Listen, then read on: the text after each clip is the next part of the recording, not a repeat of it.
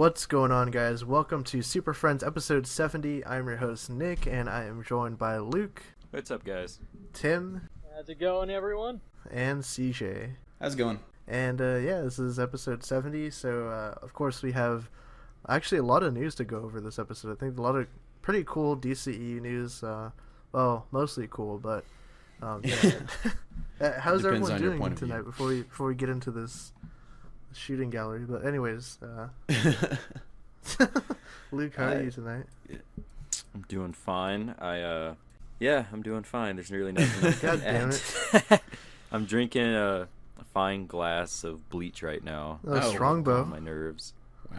Yeah, Strongbow's licensed bleach flavor. Remember you ran out before we started recording Hybrid Movies this past week. Yeah, and I ran to the store to go get some because I desperately need them in order to do these podcasts. These are huge. Oh, you took your scooter. You took forever. Yeah, rode my bike over there. Took his razor. Broke out the rollerblades. Rode my wheelies over there, actually. Heelys. Oh, see, that's it. Heelys. Popped out my wheelies or whatever the fuck. Do you guys remember those spring things that they were like moon bounce or whatever the fuck they were called? Moon shoes. Yeah, I broke those out. Broke those bad boys out. Took his pogo stick for a whirl. I was just thinking stilts, but Yeah, stilt man. I guess that would have been what they were, weren't they? longer Just strides stilts. got to maximize efficiency. Get into the I've got store. long legs. I've got long legs as it is. I don't really need stilts. You're long-legged. Yeah. I'm bow-legged. long. No, Bo Duke. I'm Bo Duke action figure. Yeah. What about Just everyone evolved else's into night? nonsense. Yeah, what about everyone else's night? I'm not saying anything. I love how we spent like a minute and a half saying all Luke said was "I'm doing good," and we We dissect Bo that. Duke action figures. That's the title of this episode is Luke's mental state breakdown and explained. We just Yeah, started. sorry about that, guys. I drank a little bit before we started. Transportation to get him to the store. There you go. Yeah. I'll show up to SDCC in my moon shoes. All right. Moon shoes across the country. Yeah, I'll be walking next to y'all next to the carpool on the way to SDCC. There you go. You'll be walking next to the car as they're driving there. Like, yeah. We're gonna get you some rope, and you're gonna break out the Heelys and like hold on to the car. That's You're gonna fly off the coastal highway. stunt I'm jump. gonna die the minute you guys pull out. I don't have good balance at all. CJ, how are you doing tonight? Before we get, I don't even know where we're going. What tangent are we on right No now? clue. We're going somewhere. I have no idea. Nowhere good. Nowhere good, but we're going places. No, I'm doing good. About the same as Luke. Not much to talk about. A little tired tonight. I'm sure you guys can hear it, but other than that, not a whole lot going on. Okay. Tim, what's up? What's new? Yeah, pretty much the same as everyone else. Not a huge amount going on at the moment. No one has anything new going on. Damn. Nope. Okay. This is depressing. That's why nobody likes Super Friends. Yes, that's Apparently why they no one do. likes We get- Super Friends. Yeah. I was about to say, apparently they Actually, do. everyone does like Super Friends. Like last one got a lot of views on that one. Yeah. Yeah, so I mean, they keep coming back, so we must be doing something right. Honestly, maybe the most beloved podcast on YouTube, and I don't think that's an exaggeration. That's what I see. And that's not just because we're from the DC world. We're the best damn movie-related show on the internet. There you go. I was waiting for it. Oh my god. Yeah. We're the best disembodied voices you ain't ever heard. We are your consciousness. Are we sponsored by anything? We actually are. We are brought to you by Loot Crate. That's right, Loot Crate, the awesome, unique subscription service that sends you this box of goodies every single month. There's a ton of stuff in there, like a t-shirt that you can't get anywhere else, and a lot of goodies. I know I had it for a couple of months, and I got a really kind of cool, exclusive Groot pop figure. I know Michael has it. I was going to say I made Michael really jealous, but no, Michael has that one too. So do a lot of other people. This month's theme is Power Rangers, if I'm not mistaken, but I saw that somewhere and I haven't. Primal. Yeah, It's Primal, actually. Well, then yeah. I was lying when I said it was Power Rangers. We got us the some last X-Men episode, too. stuff, some Overwatch, and of course, what everyone comes to this channel for, Predator. There you go. Everybody, if you happen to be watching the Super Friends podcast and you love those Predator videos, might want to think about getting your hands on this month's Loot Crate, and we can get it to you for even cheaper. Just use our exclusive link, www.trylootcrate.com/hybrid-network, and the promo code BRIDGE10. There's going to be a link down in the description. So yeah, looking to picking that up. I might have to do that because the Predator stuff I'm actually really curious about. So. Yeah, I'm pretty sure it's just because the film's 30th anniversary is this year. That's true. That's true. I mean, they just started Plus filming they the did new just start movie. filming the new one, yeah. Hey, Yeah. yeah. They're announcing new cast members all the time. Really cool stuff coming out of that project. The movie's I know being Nick's looking casted forward to as it. they film. It's Yeah, being they're gearing recast up. daily on set. Yeah. We got to see Olivia Munn playing with the dog, so that was pretty cool, I guess. Yeah. Yeah, I love seeing Olivia Munn in anything. Yeah. What was So- the whole? She at least looks good. Can't take that. Yeah, from her. speaking of Olivia Munn, though, there was a Wonder Woman test screening over this past weekend. So, pretty... And Olivia Munn was there, I guess. I don't know. She Was must she? have been. I don't have know. zero idea. No. But, well, I mean, But- so yeah. Yeah. What's Wonder this? Woman screening. There was two conflicting reports, too, on this, right? There was, like, two... Yeah, I've got the Reddit one pulled up, actually. So it's probably just two different people that saw it that claimed to have posted on whatever, their thoughts. Or... Yeah, like, I don't know. This Reddit one seems to be a little bit more positive towards it, but I mean, basically just saying, like, it's the best one in comparison to Suicide Squad and BVS. So take that how you will, but... It's the best of the worst. There you go. Yeah, there you go. I mean, Suicide Squad said in their trailers it was the worst of the worst. So The worst heroes ever. They something's warned gotta- us, and we didn't listen. Something's gotta, be the best of the worst. Yeah. But no, That makes me look at that movie completely differently now. they told warned us. They told us straight up. That's why there was somebody. I can't remember the dude that was in the UK, and he was trying to sue the theater chain for like the price of his ticket back. I think it was for BVS, not Suicide Squad, but I actually am very curious about how that case went. Probably not well. No, not well for him at all. I'll take a guess. Yeah. But yeah, no. So what did the Reddit? Well, first off, what subreddit was it on? That's my number one question. Done. Yeah, Luke. What is it on? What subreddit?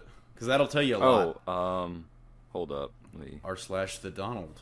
It just says DCEU leaks. Okay, all right. That's not that bad. I feel like that might be a little more. I don't want to say it's going to be a little more legit because we see like some fake stuff coming out of there all the time. But I was wondering if it was like just r/comic book movies, r/DC cinematic.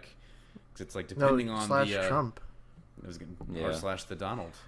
But Like I mean, I've been comparing them. They don't really conflict so much in sort of the quality of the movie because it seems to be following the same beats. It's just like certain stuff seems to be conflicting. Like the one that we had talked about said that. Wait.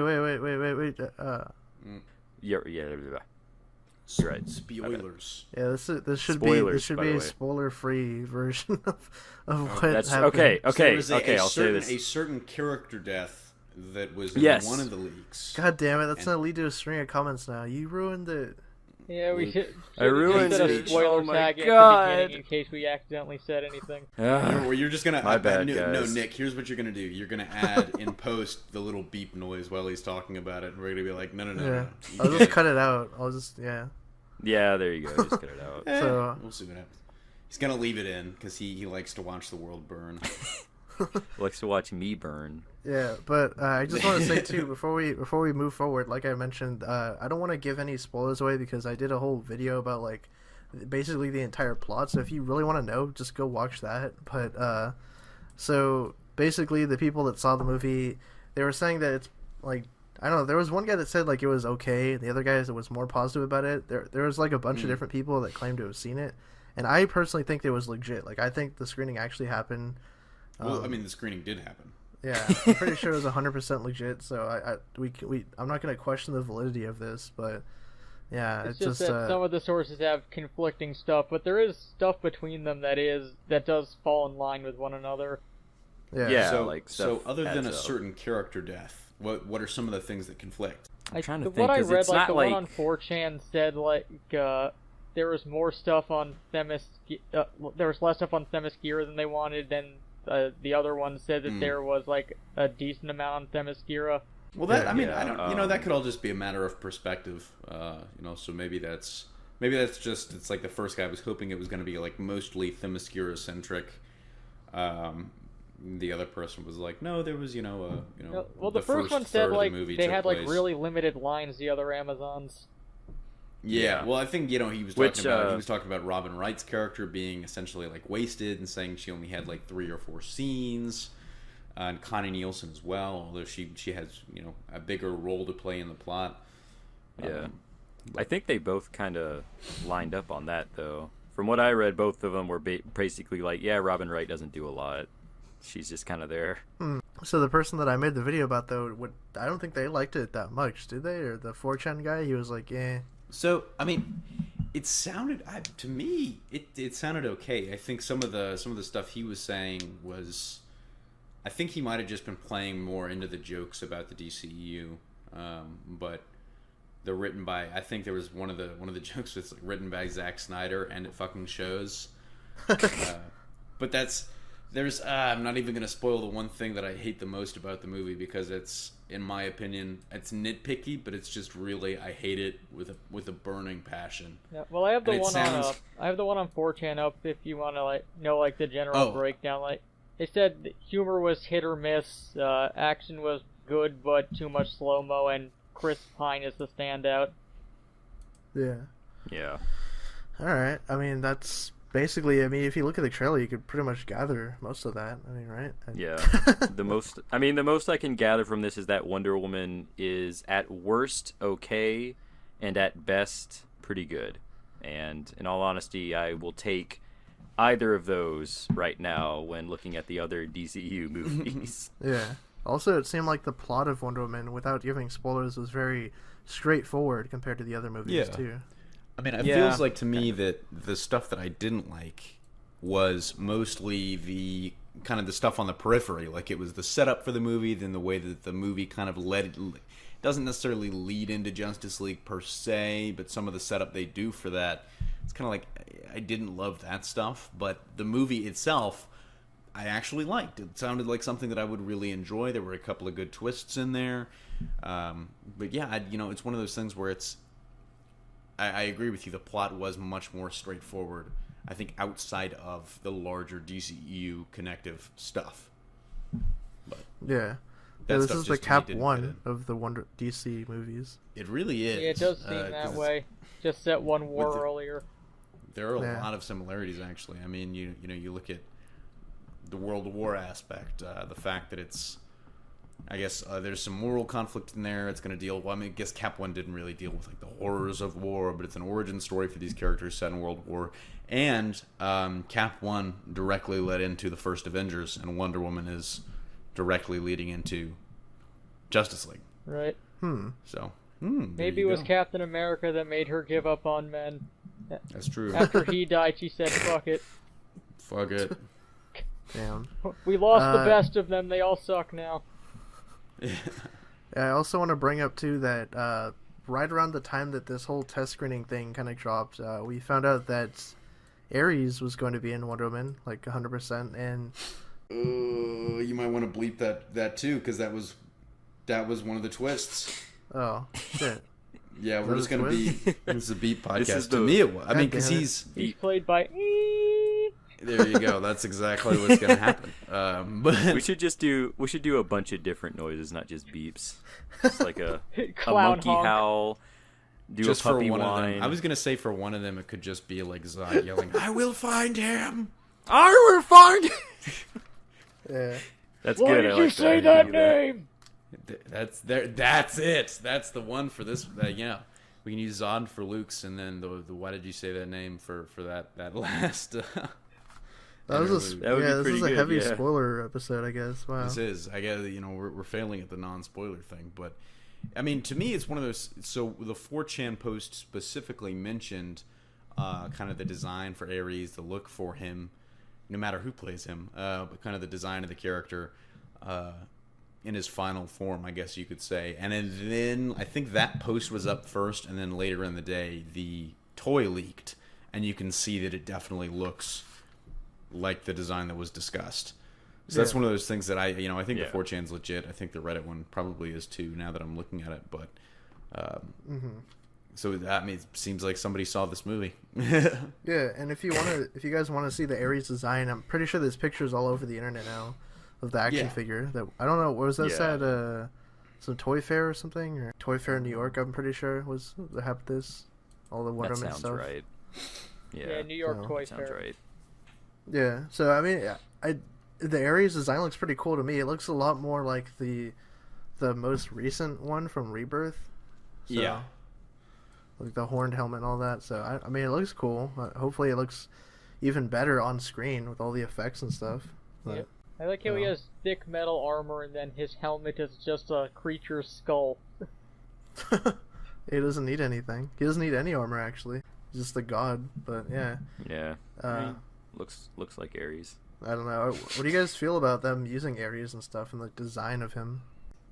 So personally, I really like the design. I mean, I'm not a huge Ares stan either way, so it's not like I was gonna really like on the only thing I would really hate is if they made him look like Parallax in the Green Lantern movie. It's like, oh, he's just this red cloud of anger, but rage. There you go. That's what Atrocitus is going to be in Green Lantern Corps. He's just going to be a cloud. An octopus cloud. But, I honestly originally didn't want them to use Ares. I wanted them to save him and use someone like Cersei first. But the more I think about it, the more it kind of makes sense because they've got to set up the pantheon of gods anyways. And I kind of like the way they're going about that origin, and Ares is very involved. So it's one of those things that I actually don't mind as much as I thought I would. Okay. Luke, what do you think about Ares in there? I mean, I think it works. Like, if you're going to do a whole thing about Diana, like, witnessing war and everything, it only makes sense to have Ares be the main villain for that.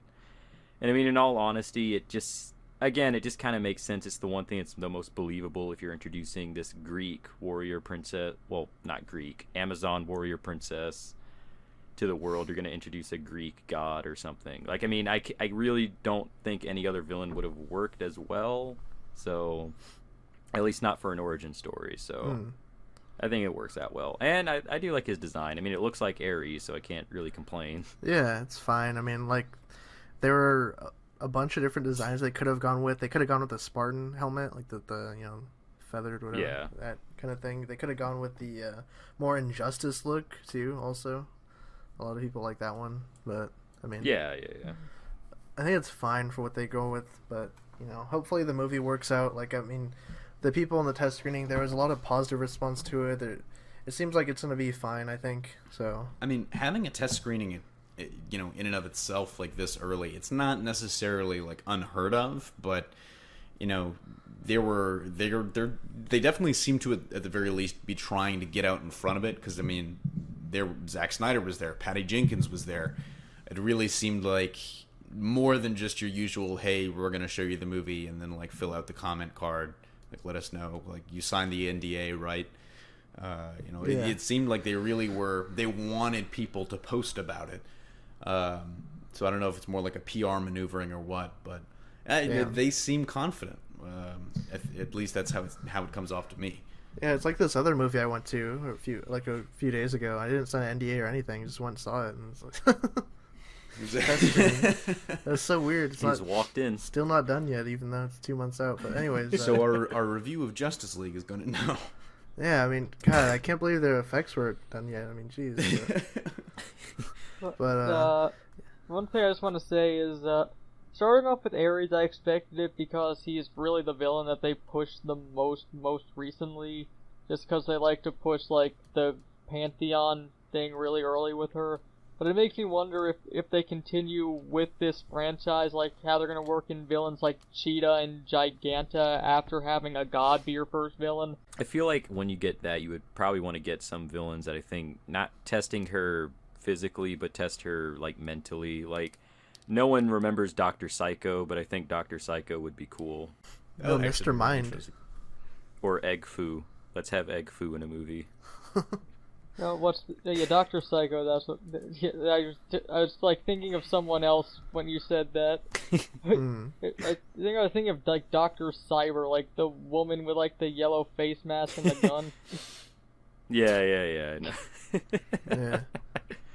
She'd be a good villain. Yeah, I just mentioned Mr. Mind. You know what that leads us to? Shazam. Oh shit, dude. Oh. Shazam. There you go, Shazam. We finally actually have something to talk about in regards to Shazam. The movie that has like nothing going for it yet for some reason. Not The Rock. But yet Black Adam has his own movie now. Yeah, Black Adam. Yeah.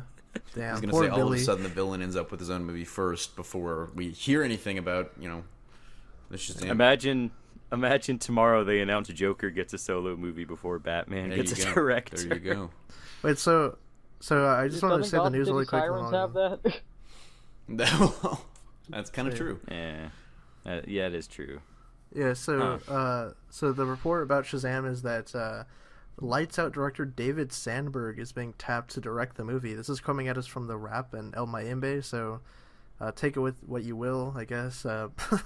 But I mean, it seems like a pretty good choice to me. Like, he directed a movie with low budgets. He makes a profit. He's a good director. I really enjoyed Lights Out. I don't know if you guys saw it, but I really like that movie a lot. So it's an interesting take, like getting him to direct it, because he's like really known for doing horror stuff. Like, even before he did Lights Out, he did a bunch of shorts about horror stuff on his YouTube channel. Well, it's the same as James Wan. Yeah, I think he's directing something else coming up, like another horror movie. He's doing Annabelle 2, which is a sequel to a James Wan movie. Yeah. I think calling Annabelle or Annabelle 2 a horror movie is giving it a little too much credit.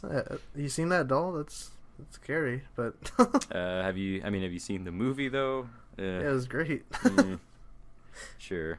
Yeah. So I don't know. What do you guys feel about like him directing the movie? Have you even seen Lights Out? Anyone or? I haven't, so I can't really say one way or the other.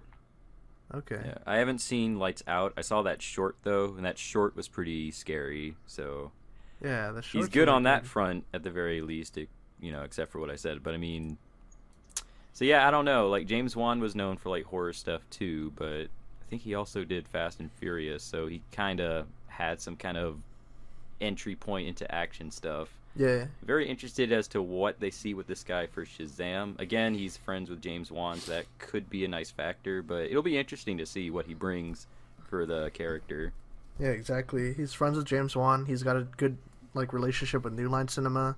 They're doing Shazam, so they're probably like, hey, you want to take a crack at it? Sure. Like, I mean, so... Just take a stab at it. We're throwing things at dartboards to make our script. There you go. Yeah. We rolled the director dice on this one. We got to take what we can get at this point. Wheel of Direction. Which kind of ties into, I guess we have only like one other story officially listed on our topics here, but there is another big kind of Wheel of Directors type thing going on. Jeez. With DC. Yeah. Was that all the other thoughts on Shazam or? I mean, I'm happy that the movie is finally moving in that direction now that they have a director.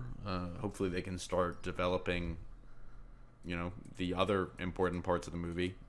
I mean, do we know if they have a script yet or not, or is that something the director is probably going to come in and handle? From all the interviews, it seemed like The Rock was like, it seemed like there is a script. We don't know like what form it's in, but I'm sure they're gonna change things here and there. But I'm pretty sure they have like an idea, I guess, but they gotta keep working on it. And so that's what I was gonna say. Is I was trying to figure out whether we were probably gonna get like an actor first, or were they gonna have to like figure out like the scripting process and then hire an actor a little bit later on. I mean, as it is, the movie's not coming for a while, so. Yeah. It'll be right there with Dark Universe. There you go. Damn. Forever Alone. Man. That movie has been radio silent for a while. I'm scared. Yeah. Doug Liman's taking on 2 other projects too. Yeah. So, I mean, hey, I don't want to see that headline, Doug Liman steps away or something. I mean. Any day now. Just imagine this week they'll announce. But speaking of 2. Speaking of 2. That was such a weird transition. The number 2. You know what movie has a 2 coming out? Suicide Squad. You know who's in the direct Suicide Squad 2? Maybe Mel Gibson. Yeah. It's been reported that he's been eyed to do it. Have they approached him yet with it? Has he said anything about it? Yeah, he actually did confirm that they talked about it and stuff. Alright. In terms of the report, I think this came out from Variety, I want to say. I might be wrong. It might be THR Variety. I get them confused all the time, but one of the two said that Mel Gibson is in talks to direct the movie.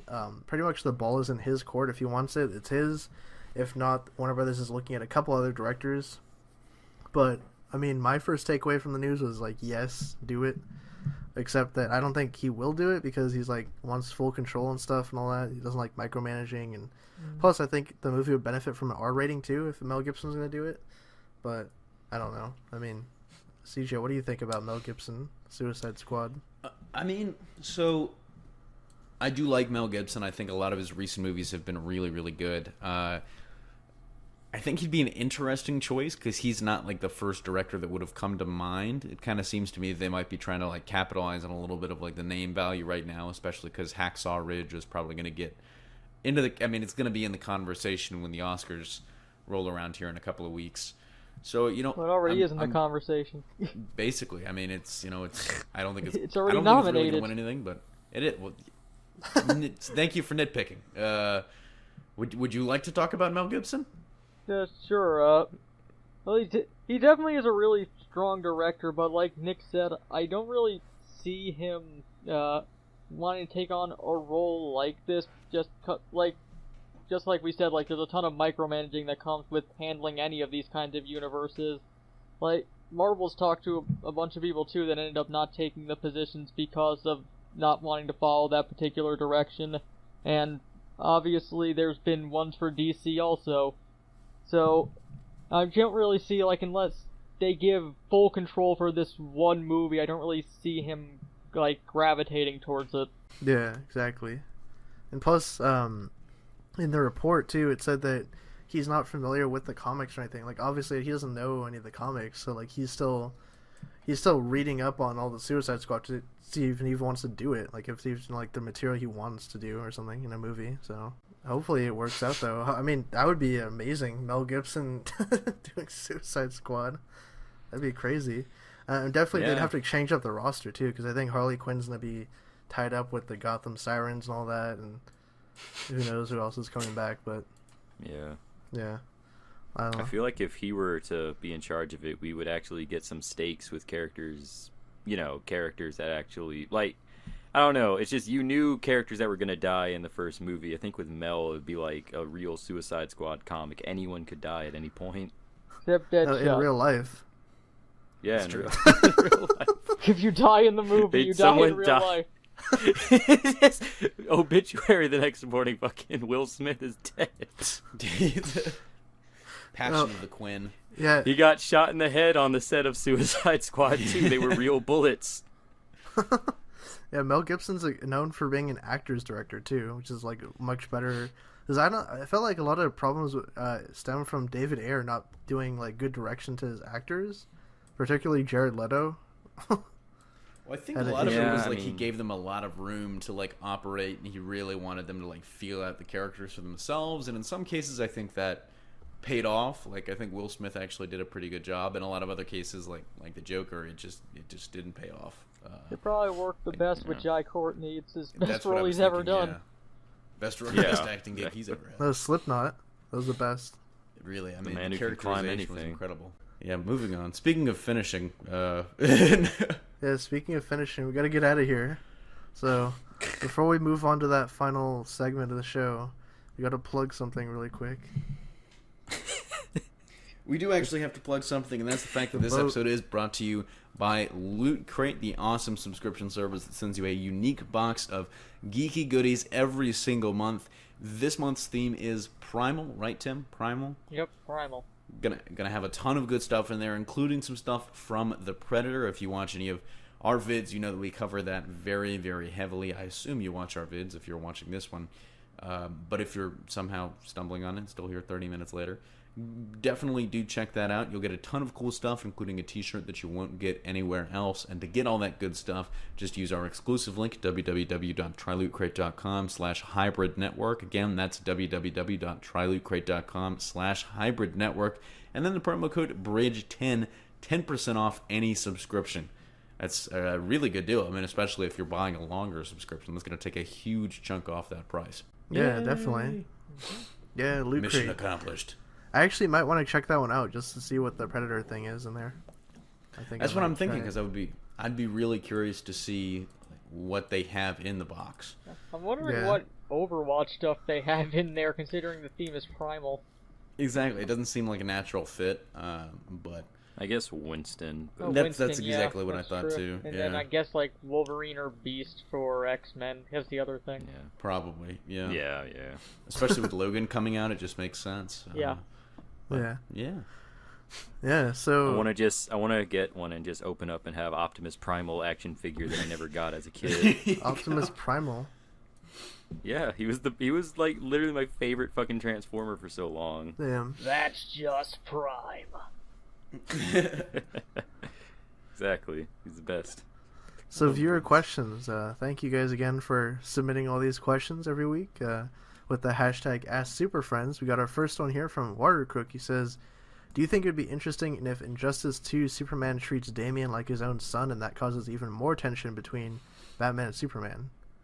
I think that's already kind of established. Like, I don't know if Superman's gonna treat him like his own son. Like, there's gonna be a cutscene of them like playing catch while Batman's in the background just like crying. But they've said that Damian looks up to Superman like a father, and so I feel like there's not gonna be anything really like we're gonna see a scene, but I feel like maybe a couple of lines of dialogue that hint at that. Yeah, I didn't feel like there was enough tension after Superman literally took over the world. I feel like we got to put something in there just to get a little more tension between Batman and Superman. That's what I was going to say. I don't think you could ratchet it up anymore, because there was that and then El Blase, World Conquest. Oh no, he's with my son, that bastard.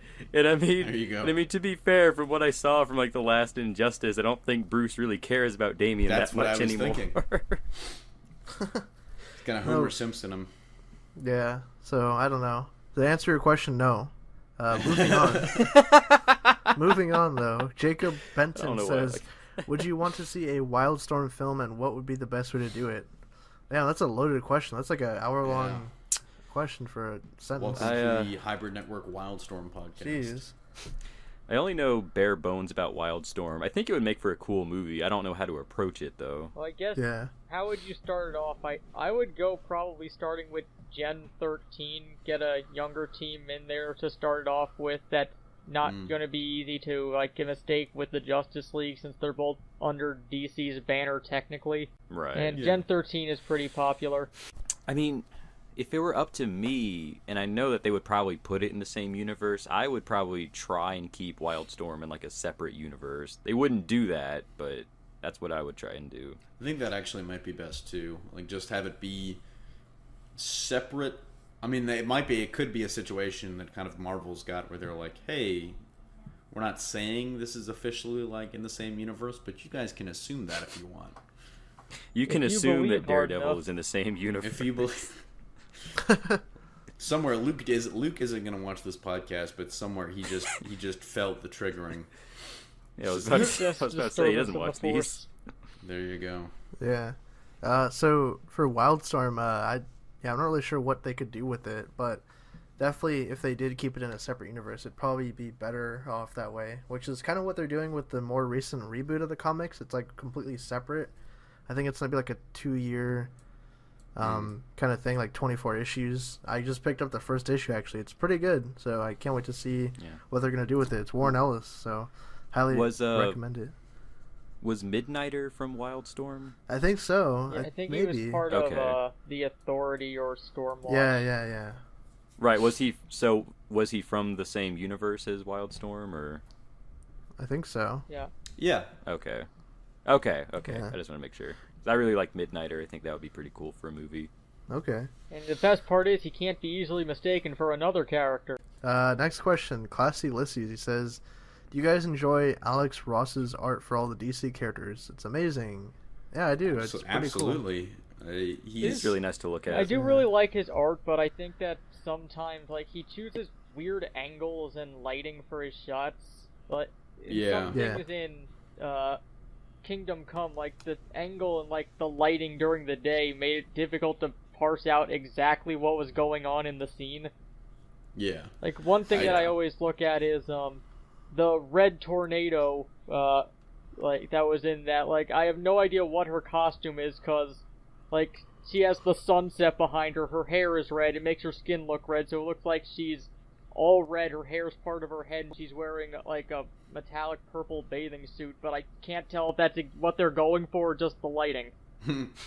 Yeah.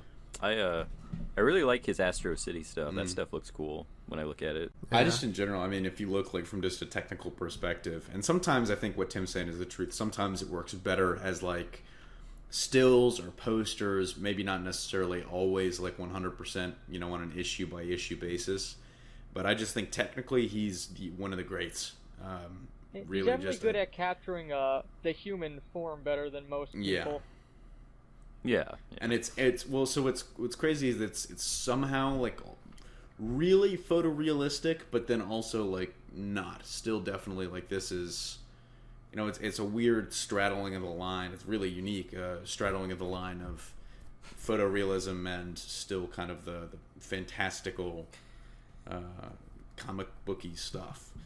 Yeah. If you were to ask some other supposed great artist, they'd say Alex Ross is a hack. That really his art's not. Someone that goes by the name rhymes with Don Byfeld. Who do I need? So I need to track this man down. Seinfeld. Yeah, Seinfeld. Yeah, I'll just say for Alex Ross really quick, I do like his artwork. I think that his stuff is kind of, in my opinion, I mean it's good in like sequentials, but I think that it's better suited for just stills because people, in my opinion, I think that like comic art should be more fluid and stuff. Some of his stuff kind of looks really stiff when you're actually like reading it on the page in terms of the action and stuff. It looks like all of it just looks like still shots. It doesn't look like it's fluid and moving in a comic form, but I mean, that's just personal preference, I guess. Yeah. People like I was saying earlier, some of the shot layouts can be awkward when they're in the comic themselves, and lighting choices sometimes can be weird. Yeah. Yeah, yeah. So, I'm a fan. I think we're all fans, so, yeah. Oh, yeah. Yeah. Next question. Jalen, he says, what's your favorite Wally West moment in comics or animated shows or movies? Oh, jeez. That's a tough one. New 52 Wally, yeah. Yeah, there you go. Yeah. Somewhere Josh just got triggered. CWs.